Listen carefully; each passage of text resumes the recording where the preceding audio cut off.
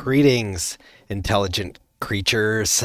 Today, I'm going to be reading the first half of the Plato Public, the Republic of Plato, Book Two. The cat is learning that this is how to annoy me when I'm not paying attention to him. Getting started early. Good man. Um, as I'm reading, I'm going to pause for my own commentary whenever I feel like, because book one was not, I did not approve of book one. I thought it was dumb, and I thought what it was saying was straight up evil, so I don't want these bad things to sort of be coming out of my mouth without retort. So my thesis is going to continue to be that the enduring legacy of the Republic has nothing to do with its brilliance of thought, but as simply its justification for tyrants. And we'll see how this goes. The From what I read, this is not as bad as the first book. So though I do want to comment on it, the name of this book is The Republic of Plato. Um, we don't think about it because it's a classic, but imagine if I wrote a book and I called it The Nation of Chris, and it was all about, now if I ruled the world, here's what you do. Yeah, that's pretty much the attitude. Well, let's get into this. We're gonna bring up the, where is it? There we go. We'll bring up the text so you can read along at home, if you make sure that I'm not misattributing anything. Book 2, The Republic of Plato. With these words, I was thinking that I had made an end of the discussion, but the end in truth proved only to be a beginning. For Glaucon, who was always the most pugnacious of men, was dissatisfied at Thrasymachus's retirement. He wanted to have the battle out. Well, all right, I guess I can't blame him. Thrasymachus did do kind of a lousy job, and kind of stormed out and threw a little tantrum after he did such a lousy job. But now it seems like Thrasymachus, Glaucon has been tagged in. We'll see if he can do a better job. I can't read through you, kitty. So, okay. Well, you're in front of my teleprompter. So he said to me, Socrates, do you really wish to persuade us, or only to seem to have persuaded us, that to be just is always better than to be unjust? I should really wish to persuade you, I replied, if I could. Then you certainly have not succeeded. Let me ask you now, how would you arrange goods? Are there not some which we welcome for their own sakes, and independently of their consequences? Okay, sorry about that. As, for example, harmless pleasures and enjoyments, which delight us at the time, although nothing follows from them. I agree in thinking that there is such a class, I replied. Is there not also a second class of goods, such as knowledge, sight, health, which are desirable not only in themselves, but also for their results? Certainly, I said. And would you not recognize a third class, such as gymnastic, and the care of the sick, and the physician's art, also the various ways of money-making? These do us good, but we regard them as disagreeable. And no one would choose them for their own sakes, but only for the sake of some reward or result which flows from them. There is, I said, this third class also. But why do you ask? Because I want to know in which of these three classes you would place justice.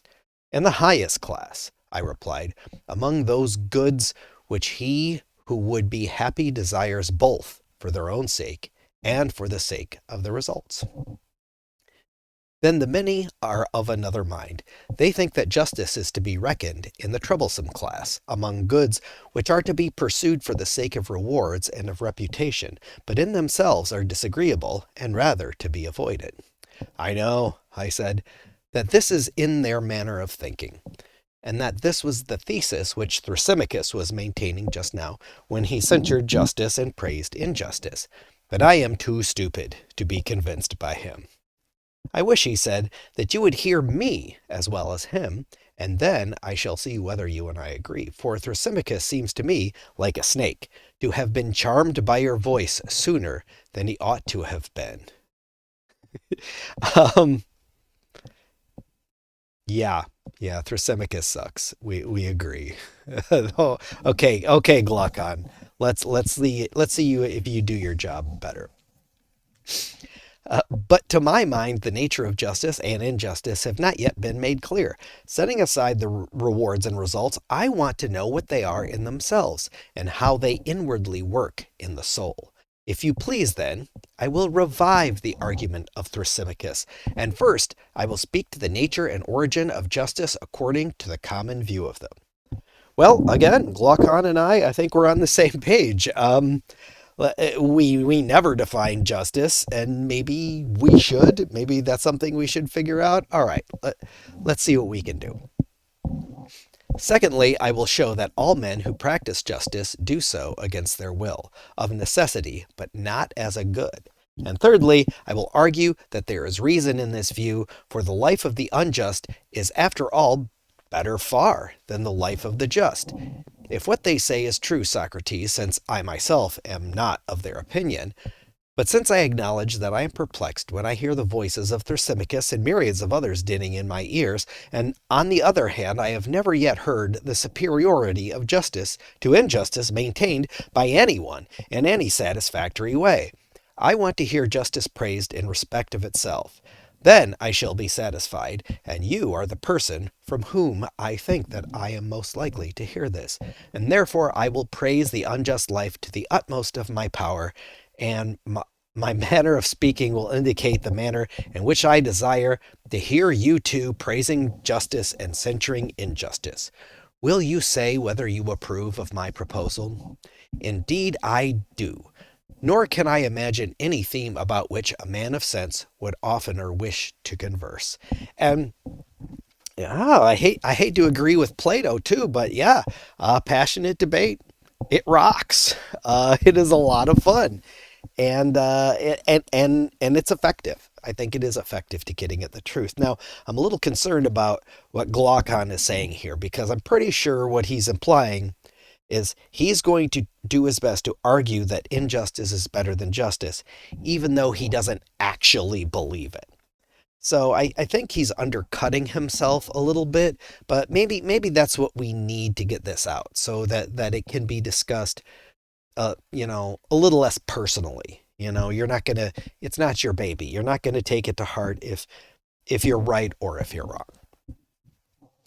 I am delighted, he replied, to hear you say so, and shall begin by speaking, as I proposed, of the nature and origin of justice. They say that to do injustice by nature is by nature good, to suffer injustice evil, but that the evil is greater than the good. And so when men have both done and suffered injustice and have had experience of both, not being able to avoid the one and obtain the other, they think that they had better agree among themselves to have neither.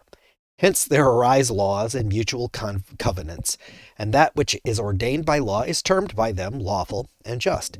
This they affirm to be the origin and nature of justice.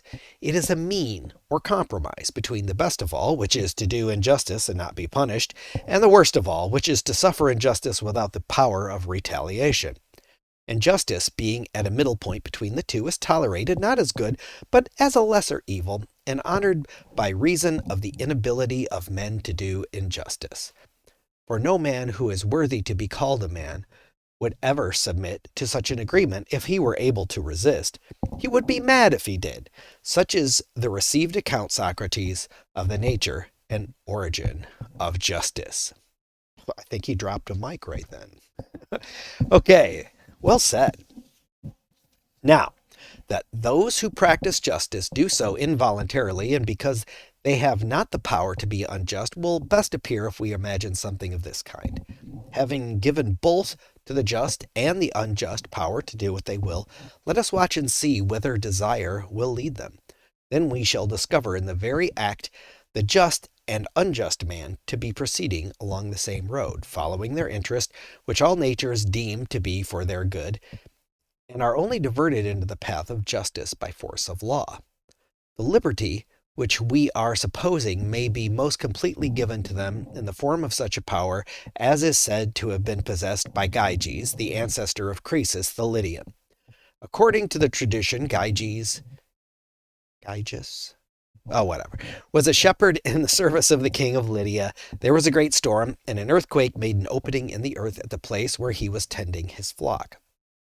Amazed at the sight, he descended into the opening, where, among other marvels, he beheld a hollow brazen horse, having doors, at which he, stooping and looking in, saw a dead body, of stature, as appeared to him more than human, and having nothing on but a gold ring. This he took from the finger of the dead, and reascended. Now the shepherds met together, according to custom, that they might send their monthly report about the flocks to the king. Into their assembly he came, having the ring on his finger, and as he was sitting among them, he chanced to turn the collet of the ring inside his hand, when instantly he became invisible to the rest of the company, and they began to speak of him as if he were no longer present. He was astonished at this, and again touching the ring, he turned the collet outwards and reappeared. He made several trials of the ring, and always with the same result, and when he turned the collet inwards, he became invisible, when outwards he reappeared. Whereupon he contrived to be the chosen one of the messengers who were sent to the court, where as soon as he arrived, he seduced the queen, and with her help conspired against the king, and slew him, and took the kingdom. Suppose now that there were two such magic rings, and the just put on one of them, and the unjust the other. No man can be imagined to be of such an iron nature that he would stand fast in justice. No man would keep his hands off what was not his own, when he could safely take what he liked out of the market, or go into houses and lie with anyone at his pleasure, or kill or release from prison whom he would, and in all respects be like a god among men. Then the actions of the just would be as the actions of the unjust. They would both come at last to the same point. And this we may truly affirm to be a great proof that a man is just, not willingly, or because he thinks that justice is any good to him individually, but out of necessity. For wherever anyone thinks that he can safely be unjust, there he is unjust. For all men believe in their hearts that injustice is far more profitable to the individual than justice, and he who argues as I have been supposing will say that they are right. If you could imagine anyone obtaining this power of becoming invisible and never doing anything wrong or touching what was another's, he would be thought by the lookers-on to be a most wretched idiot, although they would praise him to one another's faces and keep up appearances with one another from a fear that they too might suffer injustice. Enough of this. Now, if we are to form a real judgment of the life of the just and the unjust, we must isolate them. There is no other way. And how is the isolation to be effected? I'm going to stop here for a sec. I got to say, pretty good. I think Glaucon just made an excellent point and laid it out clearly. I'm very interested to see what Socrates is going to do. Is this like making tear? There we go. Has that been making awful noises this whole time? Yeah, blame my producer. Okay, I answer. Let the unjust man be entirely unjust, and the just man entirely just. Nothing is to be taken away from either of them, and both are to be perfectly furnished for their work of their respective lives. First, let the unjust be like any other distinguished masters of craft, like the skillful pilot or physician, who knows intuitively his own powers and keeps within their limits, and who, if he fails at any point, is able to recover himself. So let the unjust make his unjust attempts in the right way, and lie hidden if he means to be great in his injustice. He who is found out is nobody. For the highest reach of injustice is to be deemed just when you are not. Therefore, I say, that in the perfectly unjust man we must assume the most perfect injustice. There is to be no deduction, but we must allow him, while doing the most unjust acts to have acquired the greatest reputation for justice. Sounds like most politicians. If he have taken a false step, he must be able to recover himself. He must be one who can speak with effect, if any of his deeds come to light, and who can force his way, where force is required, by his courage and strength, and command of money and friends. And at his side let us place the just man in his nobleness and simplicity, wishing, as Aeschylus says, to be and not to seem good. There must be no seeming. For if he seem to be just, he will be honored and rewarded, and then we shall not know whether he is just for the sake of justice or for the sake of honors and rewards. Therefore, let him be clothed in justice only, and have no other covering. And he must be imagined in a state of life the opposite of the former. Let him be the best of men, and let him be thought the worst. Then he will have been put to the proof, and we shall see whether he will be affected by the fear of infamy and its consequences. And let him continue thus to the hour of death, being just and seeming to be unjust. When both have reached the utmost extreme, the one of justice and the other of injustice, let judgment be given which of them is the happier of the two. Heavens, my dear Glaucon, I said, how energetically you polish them up for the decision, first one and then the other, as if they were two statues. I do my best, he says, and now that we know what they are like, there is no difficulty tracing out the sort of life which awaits either of them. This I will proceed to describe, but as you may think the description a little too coarse, I ask you to suppose, Socrates, that the words which follow are not mine. Let me put them into the mouths of the eulogists of injustice. Here he is backpedaling again. I was just playing the devil's advocate. Okay, fine, whatever. They will tell you that the just man who is thought unjust will be scourged, racked, bound, will have his eyes burnt out, and at last, after suffering every kind of evil, he will be impaled. Then he will understand that he ought to seem only, and not be just. The words of Aeschylus may be more truly spoken of the unjust than of the just. For the unjust is pursuing a reality. He does not live with a view to appearances. He wants to be really unjust, and not seem only. His mind has a soil deep and fertile, out of which spring his prudent counsels. In the first place, he is thought just, and therefore bears rule in the city. He can marry whom he will, and give in marriage to whom he will. Also he can trade and deal where he likes, and also to his own advantage, because he has no misgivings about injustice, and at every contest, whether in public or private, he gets the better of his antagonists, and gains at their expense, and is rich, and out of his gains he can benefit his friends and harm his enemies. Moreover, he can offer sacrifices and dedicate gifts to the gods abundantly and magnificently, and can honor the gods or any man whom he wants to honor in a far better style than the just, and therefore he is likely to be dearer than they are to the gods. And thus, Socrates, gods and men are said to unite in making the life of the unjust better than the life of the just. Not bad. I do, it sort of reminds me, I watched this horrible documentary about this British guy, Jimmy Savile. He was a monster. Like you can't even imagine the horrible things this guy did, and got away with it. Died of old age in his 80s, and he was always doing charitable works. He was always giving to the poor and helping, and it seems like he knew he was a horrible person, and he was trying to make up for it. And boy, people loved him.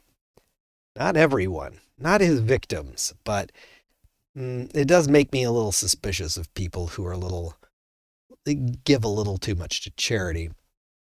Also, I do have a problem with this, and that is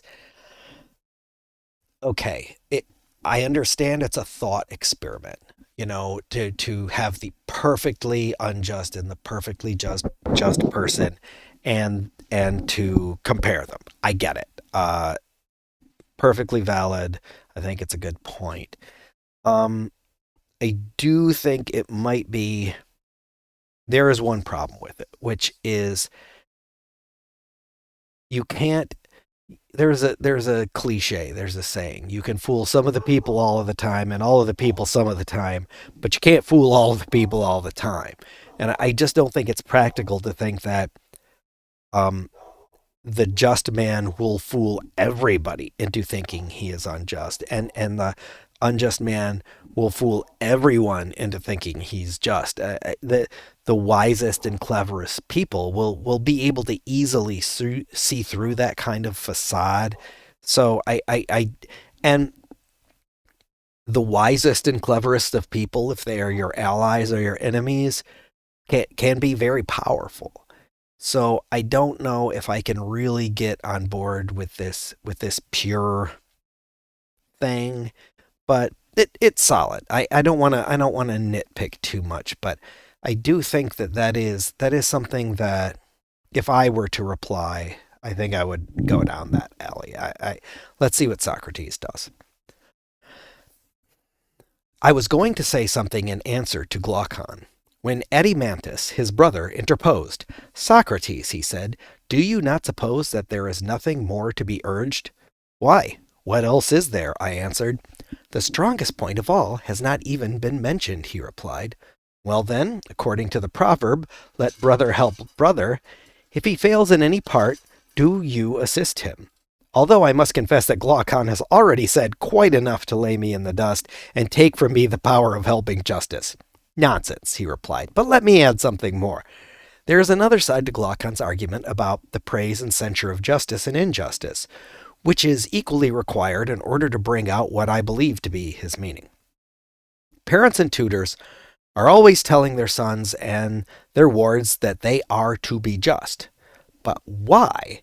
Not for the sake of justice, but for the sake of character and reputation, in the hopes of obtaining for him who is reputed just some of those offices, marriages, and the like which Glaucon has enumerated among the advantages accruing to the unjust from the reputation of justice.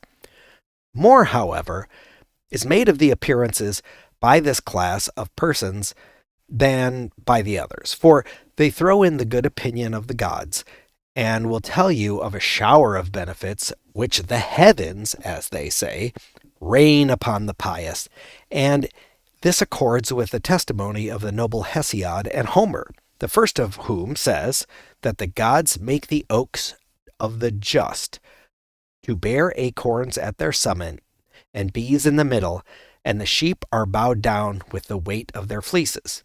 And many other blessings of a like kind are provided for them.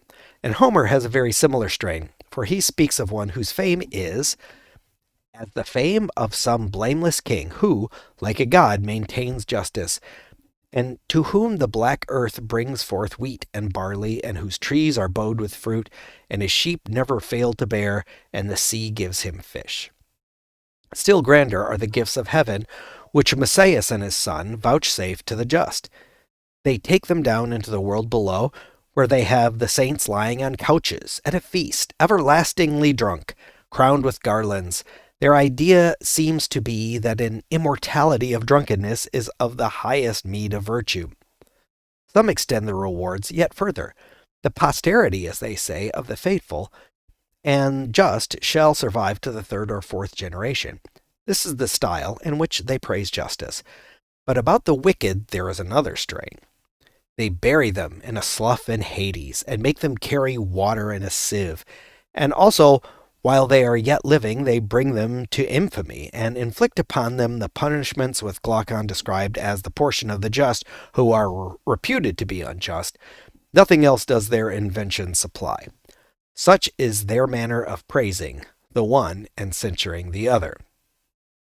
Side comment, yeah, I'm not sure if invoking the supernatural is the flex that he thinks it is, but I do get his point, that this is what we teach. We teach this to the kids to be good, or God will mess you up, you know. I guess they did it, geez, what was this, 2,300 years ago this was written? Times have not changed much. Once more, Socrates, I will ask you to consider another way of speaking about justice and injustice, which is not confined to the poets, but is found in the prose writers. The universal voice of mankind is always declaring that justice and virtue are honorable, but grievous and toilsome, and that the pleasures of vice and injustice are easy of attainment, and are only censured by law and opinion.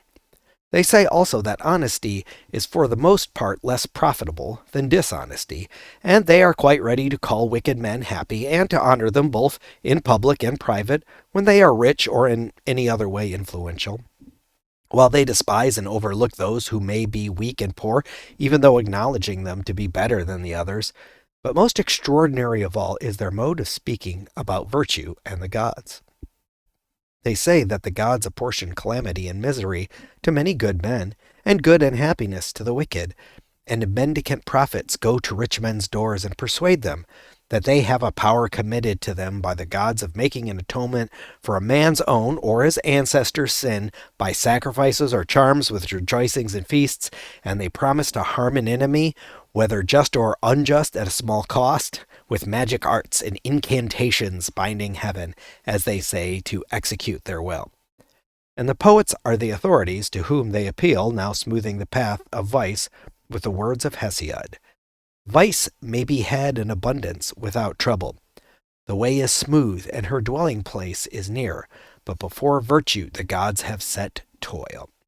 In a tedious and uphill road, then citing Homer as a witness that the gods may be influenced by men, for he also says, the gods too may be turned from their purpose, and men pray to them and avert their wrath by sacrifices and soothing entreaties, and by libations and the odor of fat when they have sinned and transgressed.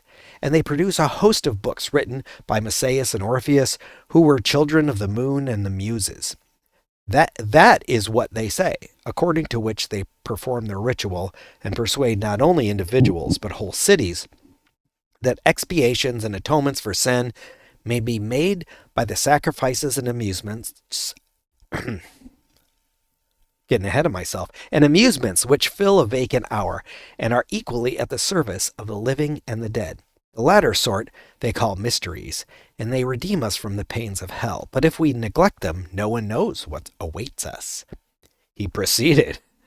And now, when the young hear all this said about virtue and vice, and the way in which gods and men regard them, how are their minds likely to be affected, my dear Socrates? Those of them, I mean, who are quick-witted and, like bees on the wing, light on every flower, and from all that they hear are prone to draw conclusions as to what manner of person they should be, and in what way they should walk if they would make the best life. Probably the youth will say to himself, in the words of Pindar, can I by justice or by crooked ways of deceit ascend a loftier tower, which may be a fortress to me in all my days? For what men say is that, if I am really just, and I am not also thought just, profit there is none. But the pain and loss, on the other hand, are unmistakable. But if through unjust I acquire the reputation of justice, a heavenly life is promised to me. Since then, as philosophers prove, the appearance tyrannizes over truth and is lord of happiness. To appearance I must devote myself. I will describe around me a picture and shadow of virtue to be the only vestibule and exterior of my house. Behind I will trail the subtle and crafty fox, as Archilochus, the greatest of sages, recommends. But I hear someone exclaiming that the concealment of wickedness is often difficult. To which I answer, nothing great is easy. Nevertheless, the argument indicates this. If we would be happy to be the path along which we should proceed, with a view to the concealment, we will establish secret brotherhoods and political clubs.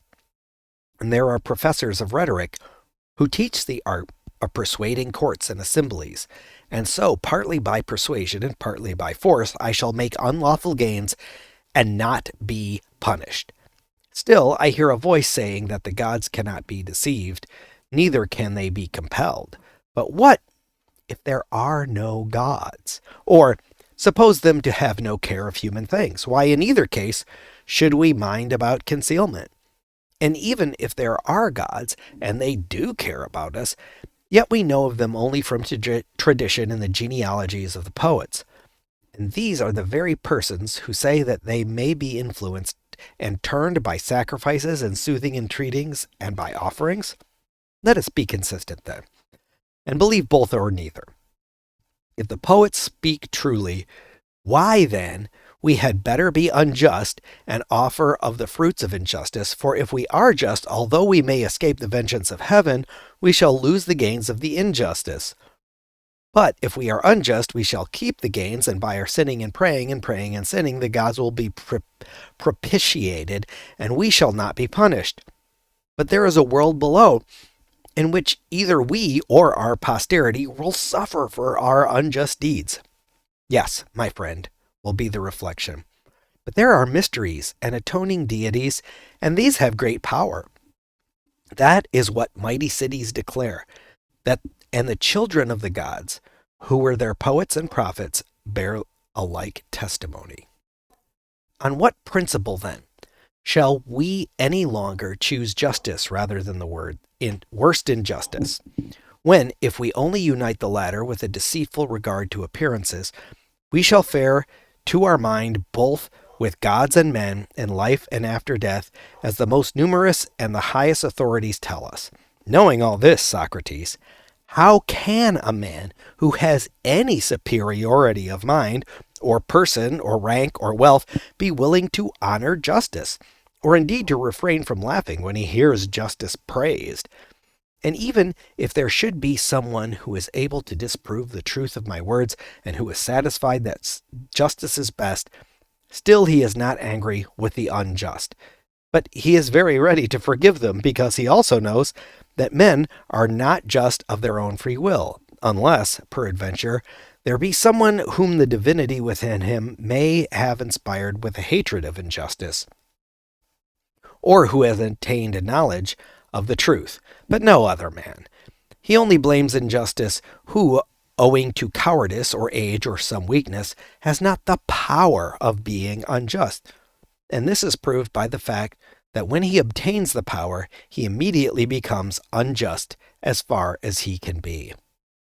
The cause of all this, Socrates, was indicated by us at the beginning of the argument, when my brother and I told you how astonished we were to find that all of the professing panegyrists of justice, beginning with the ancient heroes of whom any memorial has been preserved to us, and ending with the men of our own time, no one has ever blamed injustice or praised justice except with a view to the glories, honors, and benefits which flow from them. No one has ever adequately described, either in verse or prose, the true essential nature of either of them abiding in the soul, and invisible to any human or divine eye, or shown that all of the things of a man's soul which he has within him, justice is the greatest good, and injustice the greatest evil. Had this been the universal strain, had you sought to persuade us of this from our youth onwards, we should not have been on the watch to keep one another from doing wrong, but every one would have been his own watchman, because afraid, if he did wrong, of harboring in himself the greatest of evils. I dare say that Thrasymachus and others would seriously hold the language which I have been merely repeating, and words even stronger than these about justice and injustice, grossly, as I conceive, perverting their true nature. But I speak in this vehement manner, as I must frankly confess to you, because I want to hear from you, the opposite side. Oh, man, and Adimantus, just like his brother, Glaucon, is like just laying it out, and it's like, but I don't really believe this. I mean, come on. That's... I think it's weak. Own it or don't. I guess I do appreciate they are doing a great job, but then you get to the end and you'd be like, yeah, But I'm sure I'm wrong. I mean,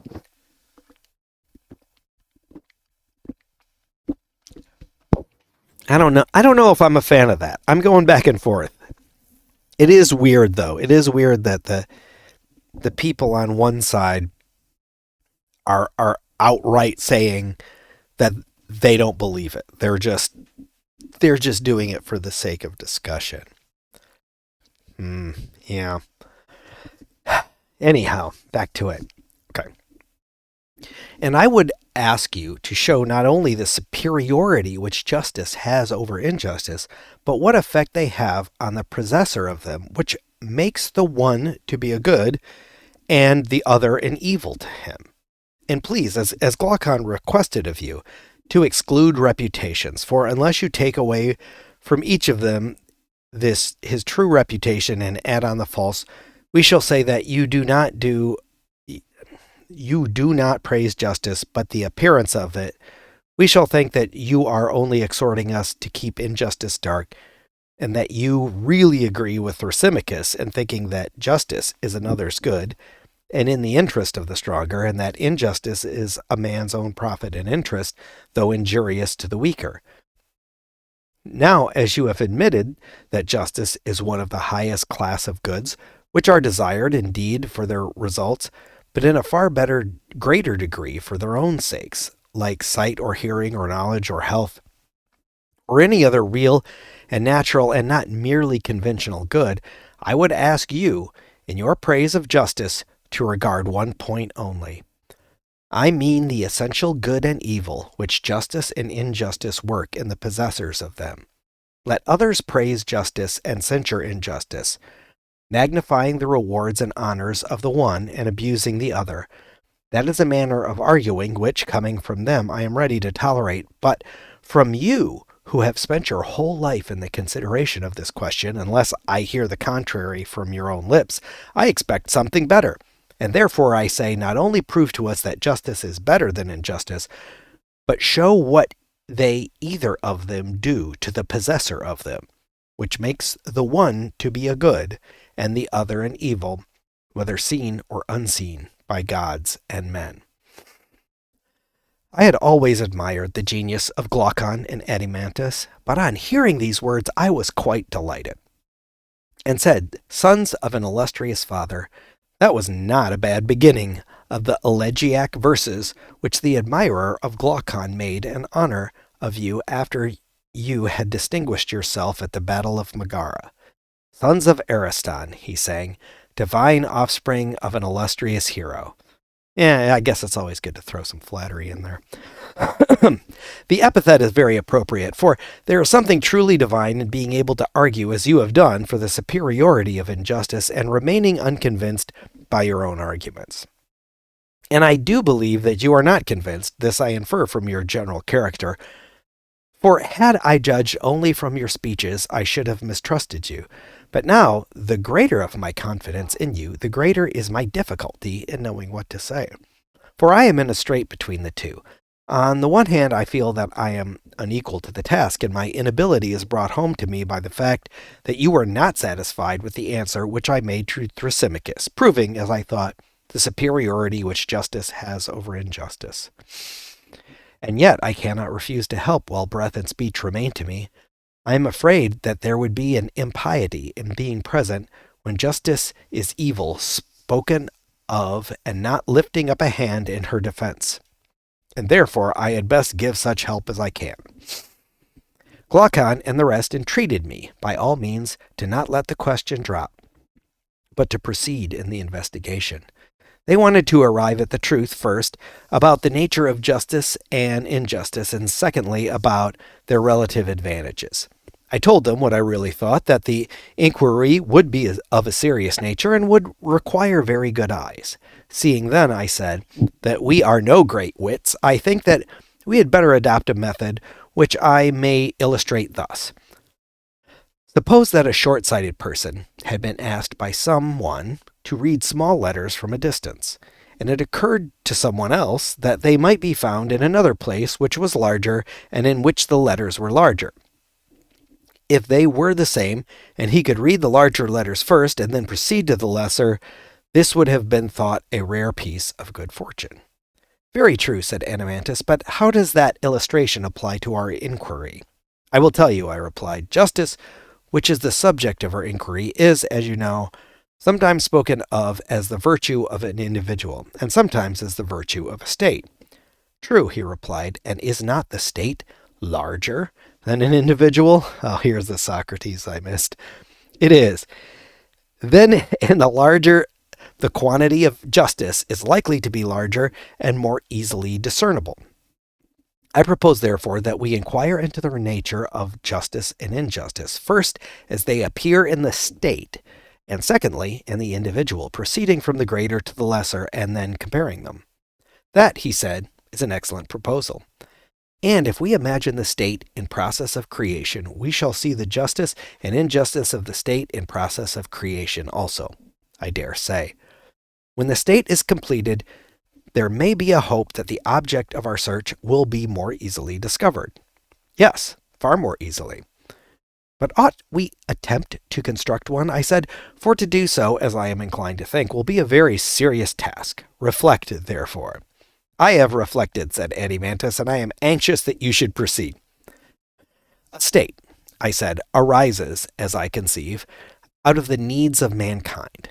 No one is self-sufficing, but all of us have many wants. Can any other origin of a state be imagined? There can be no other. Hold on. Yeah. Really? You can't think of anything else? All right, now Socrates is making a good point. He's going to be talking about how,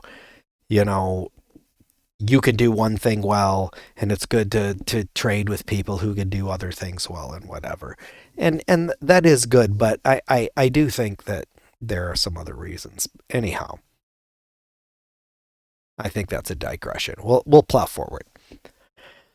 Then, as we have many wants and many persons are needed to supply them, one takes a helper for one purpose and another for another, and when these partners and helpers are gathered together in one habitation, the body of inhabitants is termed a state. True, he said, and they exchange with one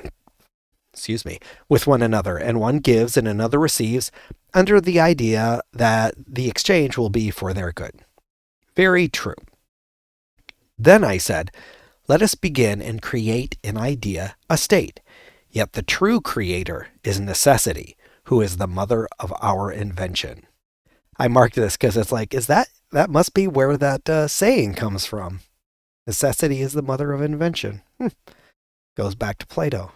Fun fact. Of course, he replied. Now, the first and greatest of necessities is food, which is the condition of life and existence. Certainly. The second is a dwelling, and the third clothing, and the like. True. And now, let us see how our city will be able to supply this great demand. We may suppose that one man is a husbandman, another a builder, someone else a weaver. Shall we add to them a shoemaker, or perhaps some other purveyor to our bodily wants? Quite right. The barest notion of a state must include 4 or 5 men, clearly. And how will they proceed? Will each bring the result of his labors into a common stock? The individual husbandman, for example, producing for 4 and laboring 4 times as long and as much as he need in the provision of food with which he supplies others as well as himself. Or will he have nothing to do with others and not be at the trouble of producing for them, but provide for himself alone 1/4 of the food in 1/4 of the time, and in the remaining 3/4 of his time be employed in making a house or a coat or a pair of shoes, having no partnership with the others, but supplying himself all his own wants? Animantus thought that he should aim at producing food only, and not at producing everything. Probably, I replied, that would be the better way. And when I hear you say this, I am myself reminded that we are not all alike. There are diversities of natures among us which are adapted to different occupations. Very true. And you will have a work better done when the workman has many occupations, or when he has only one. When he has only one. Further, can there be no doubt that a work is spoilt when not done at the right time?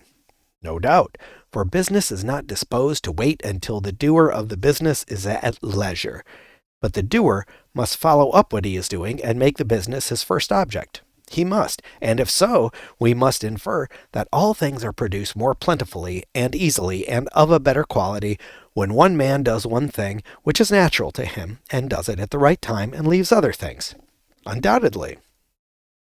You know what? I think I'm in agreement. I like where Socrates is going with this, kind of recreating civilization, one piece at a time. Very nice. Then more than 4 citizens will be required, for the husbandman will not make his own plow, or mattock, or other implements of agriculture if they are to be good for anything. Neither will the builder make his own tools, and he needs too many. And in like manner the weaver and shoemaker. True.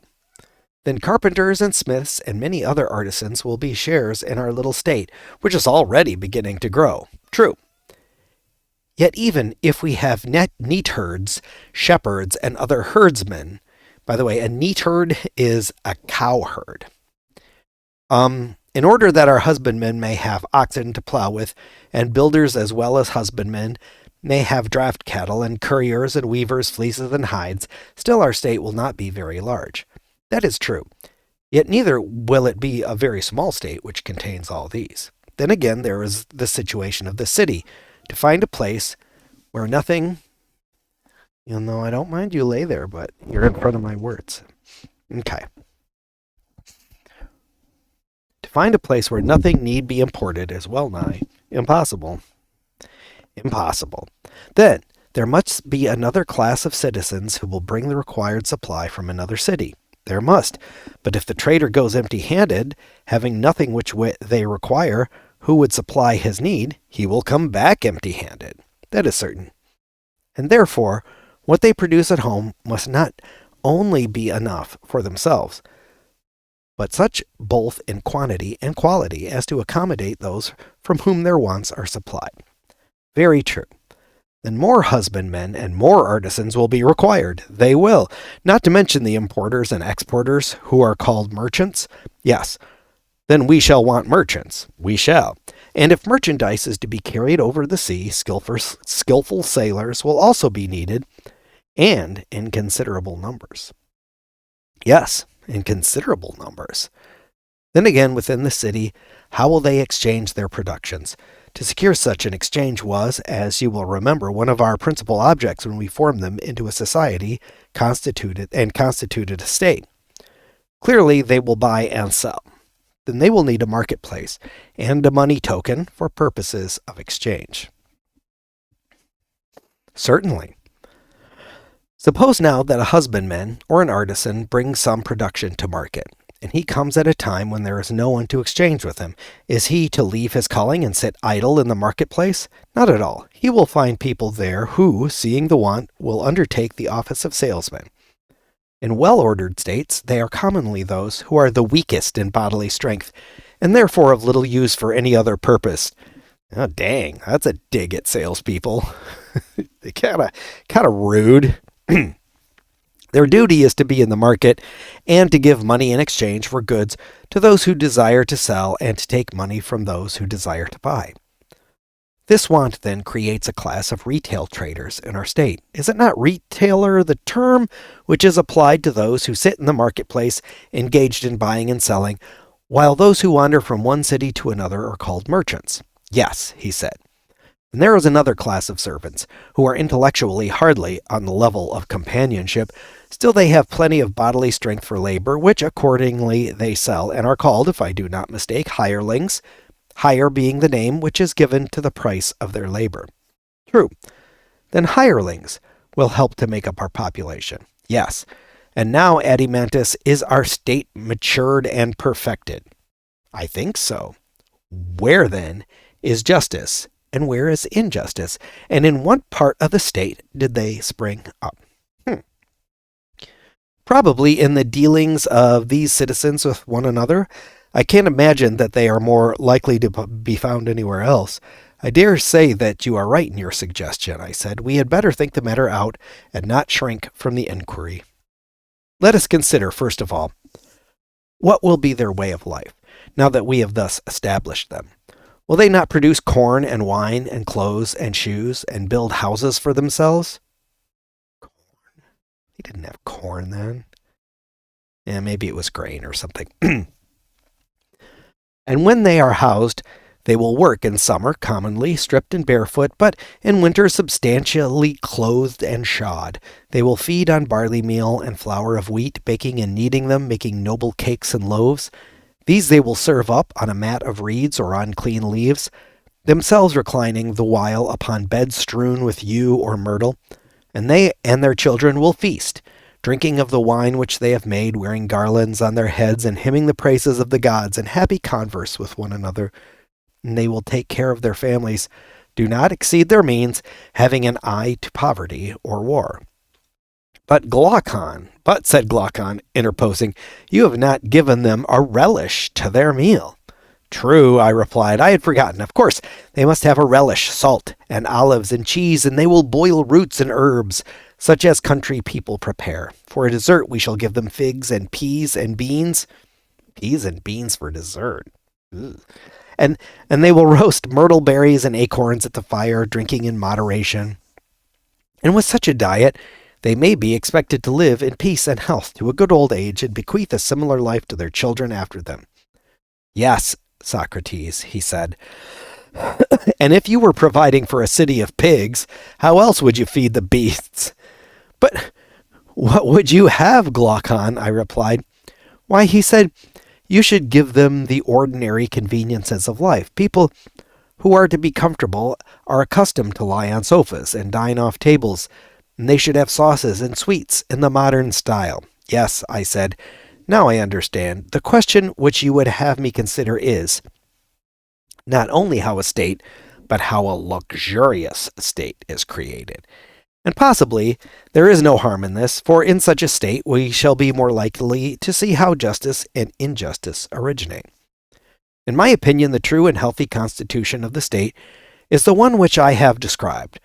But if you wish also to see a state at fever heat, I have no objection, for I suspect that many will not be satisfied with the simpler way of life. They will be for adding sofas and tables and other furniture, also dainties and perfumes and incense and courtesans and cakes. All these not of one sort only, but in every variety. We must go beyond the necessities of which I was first speaking, such as houses and clothes and shoes. The arts of the painter and the embroiderer will have to be set in motion, and gold and ivory and all sorts of materials must be procured. True, he said. Then we must enlarge our borders, for the original healthy state is no longer sufficient. Now will the city have to fill and swell with a multitude of callings which are not required by any natural want, such as the whole tribe of hunters and actors, of whom one large class have to do with forms and colors. Another will be the votaries of music poets and their attendant train of rhapsodists, players, dancers, contractors, also maker of diverse kinds of articles, including women's dresses, and we shall want more servants. Will not tutors also be in request, and nurses, wet and dry, tirewomen and barbers, as well as confectioners and cooks and swineherds too, who were not needed and therefore had no place in the former edition of our state, but are needed now? They must not be forgotten, and there will be animals of many other kinds, if people eat them. Certainly. And living in this way, we shall have a much greater need of physicians than before, much greater, and the country which was enough to support the original inhabitants will be too small now, and not enough. Quite true. Then a slice of our neighbor's land will be wanted by us for pasture and tillage, and they will want a slice of ours, if, like ourselves, they exceed the limit of necessity and give themselves up to the unlimited accumulation of wealth. That, Socrates, will be inevitable. And so we shall go to war, Glaucon, shall we not? Most certainly, he replied. Then, without determining as yet whether war does good or harm, thus much we may affirm, that now we have discovered war to be derived from causes which are also the causes of almost all the evils in states, private as well as public. Undoubtedly. I'm not sure if I get that, but well, let's see where he's going. And our state must once more enlarge, and this time the enlargement will be nothing short of a whole army, which will have to go out and fight with the invaders, for all that we have, as well as for the things and persons whom we were describing above. Why, he said, are they not capable of defending themselves? No, I said, not if we were right in the principle which was acknowledged by all of us when we were framing the state. The principle, as you will remember, was that one man cannot practice many arts with success. Very true, he said. But is war not an art? Certainly. And an art requiring as much attention as shoemaking? Quite true. And the shoemaker was not allowed by us to be a husbandman, or a weaver, or a builder, in order that we might have our shoes well made, but to him and to every other worker was assigned one work for which he was by nature fitted, and at that he was to continue working all his life long at and no other. He was not to let opportunity slip, and then he would become a good workman. Now nothing can be more important than that the work of a soldier should be well done. But is war an art so easily acquired that a man may be a warrior who is also a husbandman, or shoemaker, or other artisan, although no one in the world would be a good dice or draught player who merely took up the game as a recreation, and had not from his earliest years devoted himself to this and nothing else? No tools will make a man a skilled workman, or a master of defense, nor be of any use to him who has not learned how to handle them, and has never bestowed any attention upon them. How then will he who takes up a shield or other implement of war become a good fighter all in a day, whether with heavy armed or any other kind of troops? Yes, he said, the tools which would teach men their own use would be beyond price. And the higher the duties of the guardian, I said, the more time and skill and art and application will be needed by him. No doubt, he replied. Will he not also require natural aptitude for his calling? Certainly. Then it will be our duty to select, if we can, natures which are fitted for the task of guarding the city. It will. And the selection will be no easy matter, I said. But we must be brave and do our best. We must. Is not the noble youth very like a well-bred dog in respect of guarding and watching? What do you mean? I mean that both of them ought to be quick to see, and quick to overtake the enemy when they see them, and strong, too, if, when they have caught him, they have to fight with him. All these qualities, he replied, will certainly be required by them. Well, and your guardian must be brave if he is to fight well. Certainly. And he is likely to be brave. And is he likely to be brave who has no spirit, whether horse or dog or any other animal? Have you never observed how invincible and unconquerable is spirit, and how the presence of it makes the soul of any creature to be absolutely fearless and indomitable? I have. Then now we have a clear notion of the bodily qualities which are required in the guardian. True. And also of the mental ones. His soul is to be full of spirit. Yes. But are not these spirited natures apt to be savage with one another, and with everybody else? A difficulty by no means easy to overcome, he replied. Whereas, I said, they ought to be dangerous to their enemies and gentle to their friends. If not, they will destroy themselves without waiting for their enemies to destroy them. True, he said. Well, what is to be done then? I said, how shall we find a gentle nature which also has a great spirit, for the one is the contradiction of the other? True. He will not be a good guardian who is wanting in either of these two qualities. And yet the combination of them appears to be impossible, and hence we must infer that to be a good guardian is impossible. I am afraid that what you say is true, he replied. Well, I think that that's a pretty good place to stop. We're this is taking a little bit. This is a long book, but you know what? I think I'm starting to kind of like it. That was interesting. I think Glaucon and Adimantus's well, let's not impassion, because they didn't believe it, but their objective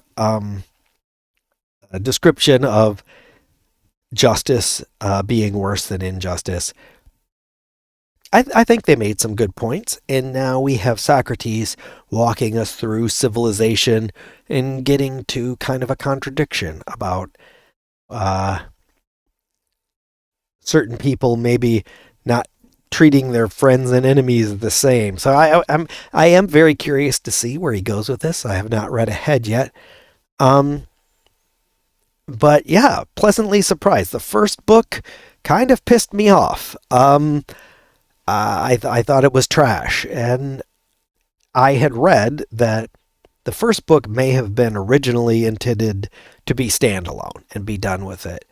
But then the books just kept coming. And I think I'm glad he did. I think that we're actually delving into some new things. We're exploring some stuff. And yeah, that was not a waste of my time. Um we're over halfway through book 2. Next week we'll finish it up. And until then, please care for yourself and make good decisions.